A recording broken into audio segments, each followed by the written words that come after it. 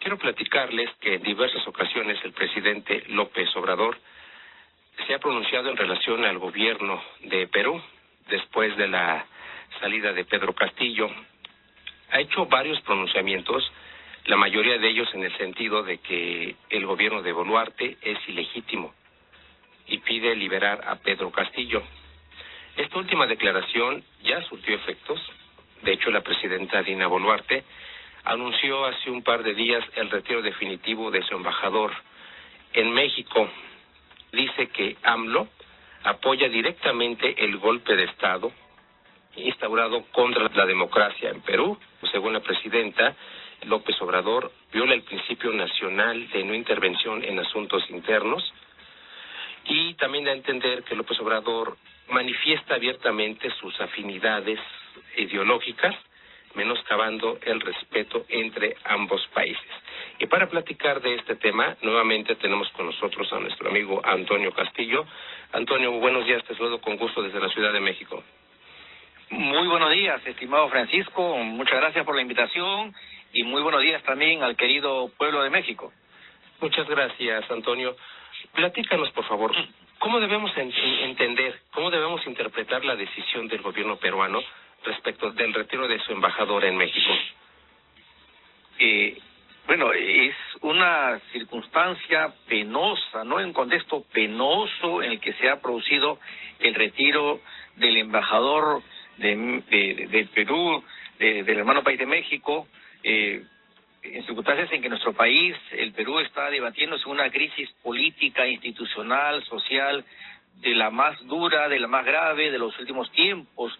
Estamos con 60 muertos, la mayor parte de ellos por bala, ya se ha visto según los últimos peritajes balísticos y los protocolos de necropsia y las actas que se han recabado de las autoridades militares y policiales respecto a los fusiles que llevaban los custodios del orden, y todo indica pues que acá ha habido una masacre, ¿no? Se ha apuntado a la cabeza, se ha apuntado al tórax, se ha apuntado al cuerpo y ya tenemos el resultado, ¿no? Se han enlutado más de 60 familias en el Perú. Es una crisis realmente clamorosa donde ya no solo está de promedio la vida humana, sino también el derecho a la reunión, el derecho a la protesta, el derecho a la libertad de expresión, que acá se están conculcando a diario. Y en este contexto, el presidente de México, Manuel López Obrador, ha emitido algunas apreciaciones con las que, al margen de que estemos de acuerdo o no, yo creo que me quedo con aquello que decía de que, sobre todo en el Perú, estamos ante una autoridad, ante una suerte de autoritarismo y de represión. Más allá del tema del expresidente Pedro Castillo, creo que es el problema social el que a nosotros nos preocupa. Creo que, si bien es verdad, existe en el derecho internacional el principio de no intervención, pero creo que una cosa es el derecho a no intervención, otra cosa es el derecho de opinión. En un mundo globalizado como el que estamos viviendo, ¿verdad?, donde los hechos que acontecen en todo el mundo se conocen casi al instante gracias a la tecnología, a los videos, a la información, al Internet.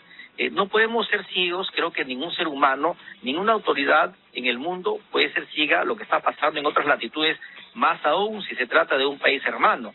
Y aquí se han visto pues todo lo que estamos refiriendo, que son motivos de preocupación ya no solo del presidente Manuel López Obrador, sino también del mundo entero, ¿no es cierto?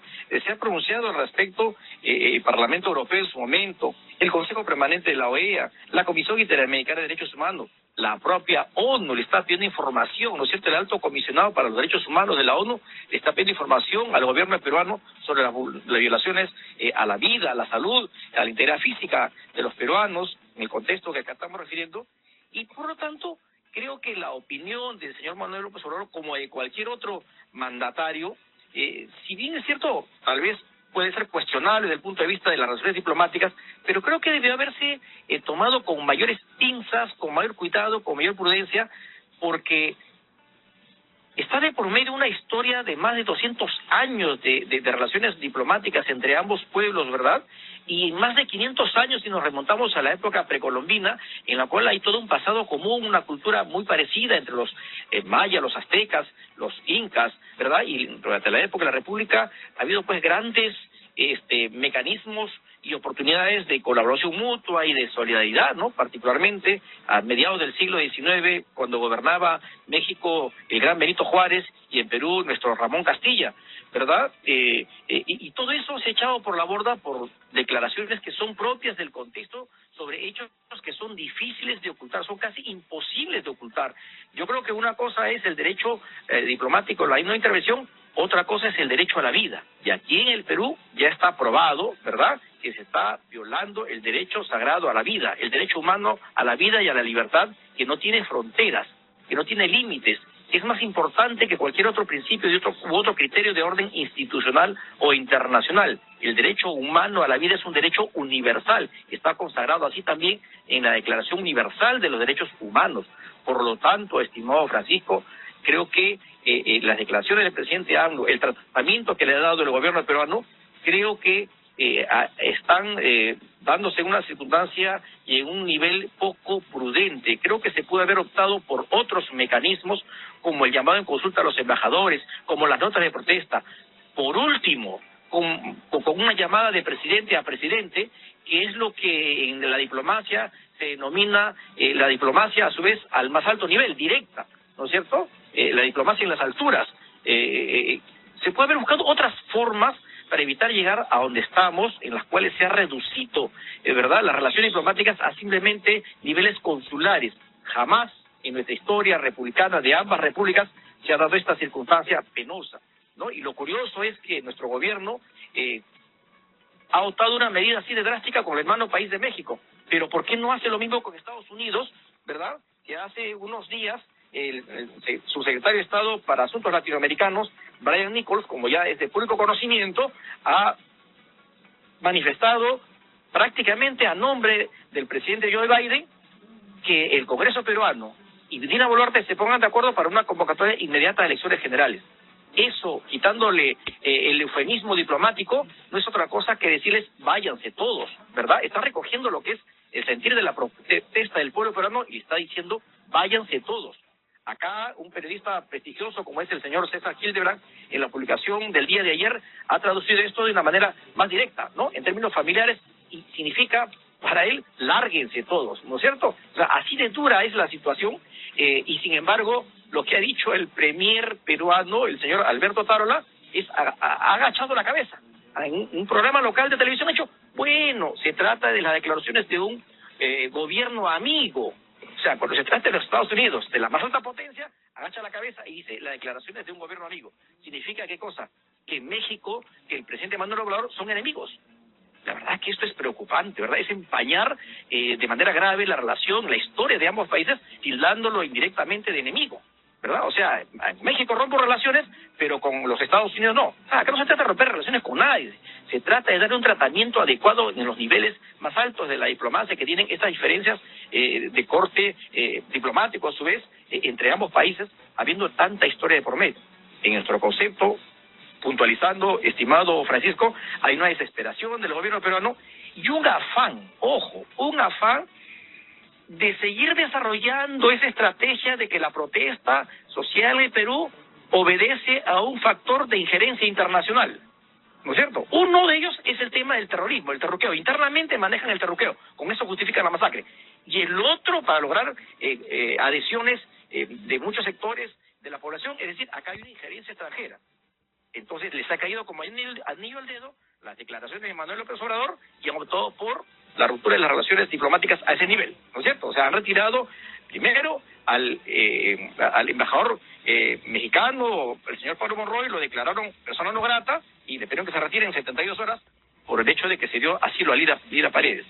Luego, a raíz de las declaraciones de Manuel López Obrador, han retirado al señor Manuel Talavera Espinar, ¿no es cierto?, de México, al embajador de Perú en México, y ya han producido la situación al nivel tan penoso en que estamos planteando en este momento, pero es fácil de darse cuenta que hay un afán de preservar ese argumento, esa estrategia de que estamos ante una gran conjura internacional contra el Perú, ¿no es cierto?, liderada por México, seguramente después por Bolivia, por Argentina, por Colombia, ¿no es cierto?, que quieren tomar el Perú por asalto, lo cual es una cosa fuera de lugar, ¿no es cierto? Yo creo que más bien el daño que se está haciendo, que va a ser difícil de repararlo, es muy grande.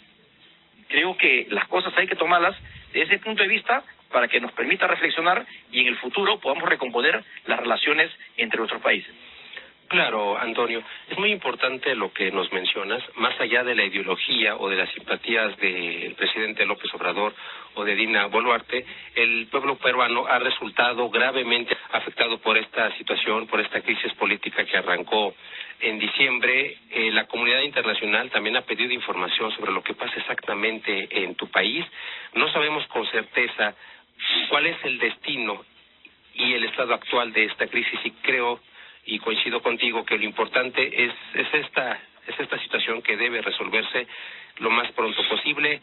Ni México, ni Bolivia, ni Argentina están planeando afectar a Perú. También coincido contigo en el sentido de que esta declaración fue muy imprudente. Hay otras vías, hay otras maneras de resolver diplomáticamente esta declaración sin romper con más de 200 años de relaciones entre nuestros países. Quiero preguntarte, en tu concepto, ¿cuáles pueden ser los efectos de esa decisión para ambos países? Sí, el efecto yo creo que es en todos los aspectos, en todos los ámbitos de nuestras relaciones bilaterales con el hermano país de México, ¿no? Con quien tenemos acuerdos de orden cultural y educativo, cooperación turística, transporte aéreo, tenemos acuerdos de cooperación contra el narcotráfico, tenemos tratado de extradición, tenemos un acuerdo para evitar la doble imposición y prevenir la evasión fiscal en relación al impuesto a la renta. Tenemos grandes relaciones comerciales, no hay que olvidar que tenemos un TLC con México, ¿verdad? Tenemos en el 2018 una cantidad de 9,000 millones de dólares de intercambio comercial, donde México trae a Perú televisores, tractores, automóviles. Perú exporta a México gas, cobre, tomates, calamares, madera, etcétera. De manera que hay una relación comercial muy intensa, muy fluida. Perú es el 26 mayor socio comercial de México, ¿no? Y México es el segundo inversor extranjero directo en el Perú, después de Brasil, con más de 14,000 millones de dólares invertidos, ¿no es cierto? Y las empresas peruanas han invertido casi 32 millones de dólares en México. Significa que esos inversores mexicanos y peruanos definitivamente que están asustados, están preocupados, porque sienten que de la ruptura de relaciones pueden verse afectados sus temas contractuales, ¿verdad? Su dinero, sus inversiones. Entonces, al gobierno peruano, que se jacta de que va a traer inversiones, que va a superar las tasas de desempleo, promoviendo el mercado, la inversión, la economía, estos temas le están afectando. Esta política de pelearse con el hermano país de México está afectando definitivamente y va a seguir afectando en nuestro flujo comercial en la región. Entonces, creo que el daño que se está haciendo es realmente grave, cuando eso jamás debió haber ocurrido, porque nunca se ha dado en la historia de nuestros países. Todo lo contrario, ni siquiera en la época en la cual México le dio asilo al señor Víctor Raúl Ayala Torre, ¿no es cierto? Víctor Raúl Ayala Torre en la década del 20, los años 30, hasta fundó el partido aprista, ¿no es cierto?, que para el régimen de entonces aquí en Perú era pues un enemigo, era comunista, era una opción política también internacionalista, ¿no es cierto? Acordémonos que la agrupación de Víctor Raúl Ayala Torre, en su fuente primigenia, plasmada en su obra El antiimperialismo y el APRA, hablaba de la nacionalización de tierras e industrias, ¿no es cierto? Hablaba de la unidad política de América Latina como uno de sus programas maximalistas. Sin embargo, a ningún gobierno peruano se le ocurrió romper relaciones diplomáticas con México por el hecho de que ahí estaba alojado, estaba asilado el señor Víctor Raúl Ayala Torre con todo un proyecto político que supuestamente iba a cambiar las estructuras económicas y políticas de nuestro país.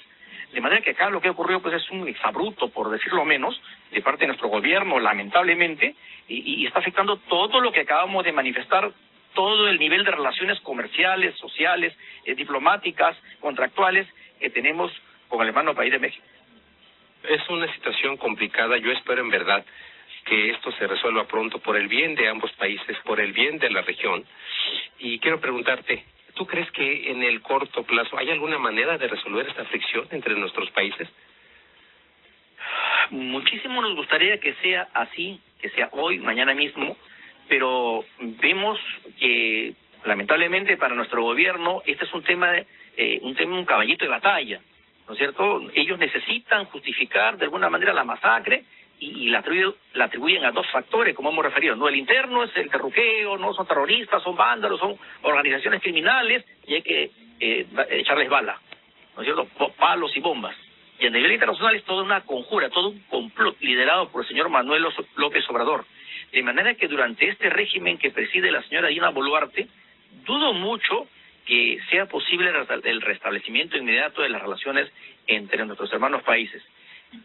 Probablemente hay que esperar que esta señora renuncie o de alguna manera pues se cambie este régimen, porque así como están las cosas, tengo mis serias dudas y parece que vamos a tener que esperar un poquito, muy a nuestro pesar, porque la verdad es que nuestra identificación entre ambos países es cultural. Más allá de los temas comerciales, es cultural, es espiritual, ¿no es cierto? Aquí en Perú, no sé si ustedes saben, estimado Francisco, la forma más alegre, más afectuosa de saludar incluso a un familiar, a una amistad que cumple años, es traerle los famosos mariachis, ¿no? Para que cante las mañanitas. Solo a manera de ejemplo para que veas la integración que hay con el hermano país de México, ¿no? Es una integración espiritual, de orden moral, de orden histórico. Y todo eso, lamentablemente, está en suspenso hasta nuevo aviso por el apresuramiento, el exabrupto de nuestro gobierno, de nuestra Cancillería, del señor Alberto Tarola, de la señora Dina Boluarte, de alejarnos del país de México con quien tenemos tanto cariño de la manera más natural e histórica. Claro, Antonio.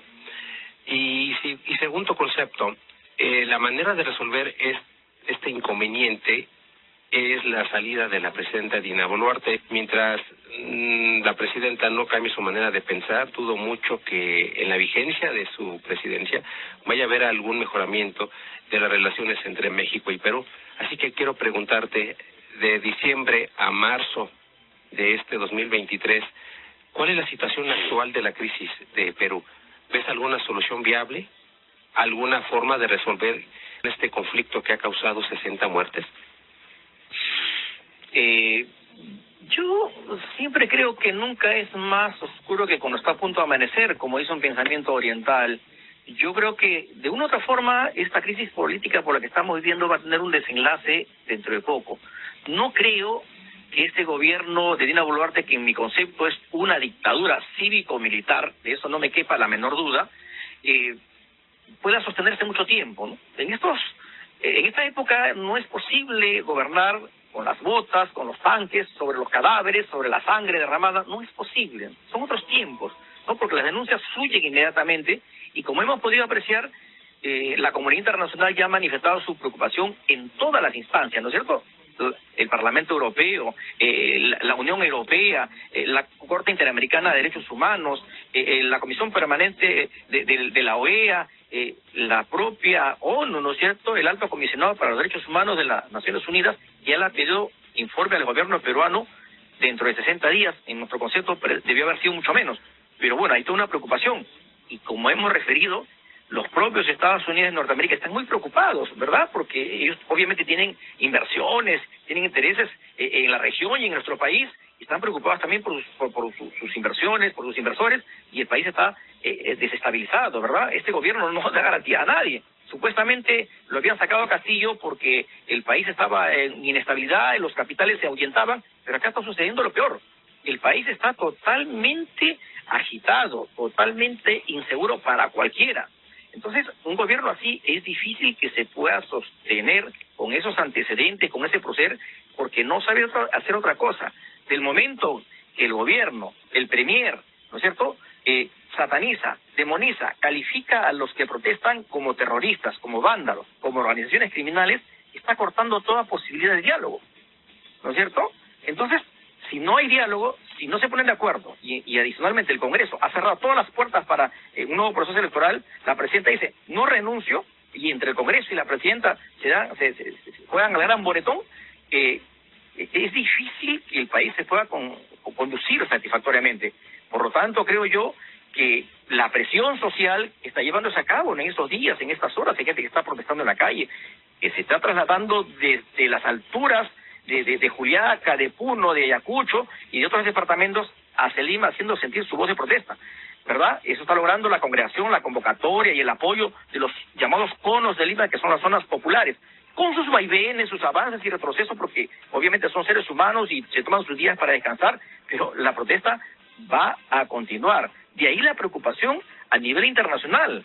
Esta última no es casual, estimado Francisco, obedece pues a la información que ha surgido del Perú, de los videos que reflejan el nivel de represión abusiva que existe sobre la protesta, de manera de que hay una presión ya interna fuerte y hay una presión internacional, y el gobierno no va a durar, creo yo, porque no es posible, no es compatible con el sistema democrático que impera en toda la región en estos tiempos y a nivel mundial. Estamos ante el ojo del mundo. Los reflectores del mundo entero, del globo terráqueo en su conjunto, están sobre el gobierno peruano. Los 193 países del globo terráqueo, ¿no es cierto?, organizados a través de las Naciones Unidas, están sobre el Perú, ¿no es cierto? Y yo no creo que el gobierno peruano pues tenga la capacidad, no son pues Superman ni Super Niña, para superar una circunstancia así de deterioro institucional generada por ellos mismos, ¿no? Por la forma de proceder y de tratar un conflicto social para el cual hay que tener nivel de estadista. Y acá no, han tenido un nivel represivo simplemente, ¿no? Nivel de avalamiento. Y eso tiene pues sus debilidades y el gobierno, yo creo que se va a caer. El día de hoy, hemos visto, los titulares están de algunos diarios sacando las declaraciones del señor Alberto Tarola en la Fiscalía de hace unos días, en las investigaciones que están siguiendo por delito de genocidio, por delito de homicidio calificado en agravio de las víctimas de la protesta, y sin embargo el señor que ha dicho, no es mi tema, pregúntele a las Fuerzas Armadas. En otras palabras, ¿no es cierto? Las Fuerzas Armadas tendrán que responder. O sea, ya se lavó las manos, como Poncio Pilatos antes de Semana Santa, y ha dejado el tema en manos de las Fuerzas Armadas. Eso definitivamente no creo que les caiga nada simpático a los generales, a los oficiales de los cuerpos policiales y armados, ¿verdad? Que el premier, que tiene que ver directamente con el manejo político de este tema, los deje solos, ¿no? Prácticamente los empuje a que rendan cuentas ante la justicia. Cuando todos sabemos, yo soy abogado y la opinión pública sabe que la policía y los miembros del ejército no disparan si es que no tienen órdenes expresas de sus superiores, ¿verdad? Si han disparado es porque tienen orden expresa de sus superiores. Y los superiores no ordenan disparar si no tienen el respaldo político, ¿verdad? Saben que si va a haber muertes, va a haber investigaciones, y tienen que haberles manifestado el respaldo político del Congreso, del Ministerio Público, del Poder Judicial, y el respaldo político del Primerato, el respaldo político del Ministerio Respectivo del Interior y de Defensa, y el respaldo mediático incluso, de manera que ellos se han visto con toda la fuerza para arremeter contra la población y generar la masacre que hemos visto, ¿verdad? Y ahora los dejan solos. Entonces, eso definitivamente va a generar una divergencia, una decisión, un cisma al interior de la derecha política que está gobernando nuestro país, que va a seguir avanzando y en algún momento va a contribuir a que todo esto se desarme. Coincido contigo, Antonio. La mejor manera de resolver esta crisis política empieza precisamente porque el gobierno adopte una posición de Estado que empiece por respetar los derechos humanos del pueblo peruano y ver la mejor manera de negociar una salida a este conflicto, que si siguen las cosas como están, y bien lo has referido, los muertos por parte del oficialismo siempre tienen que estar avalados por todo el sistema y por toda la estructura política, por los efectos posteriores que van a tener lugar. Espero yo en verdad que esto se resuelva pronto. Te agradezco muchísimo tu colaboración nuevamente para mi programa y espero contar contigo para en otra ocasión. A ustedes también, muchísimas gracias, un abrazo grande, muy buenas tardes y felicidades para todo el querido pueblo de México, ¿eh? Gracias, Antonio. Un abrazo hasta Perú. Un abrazo.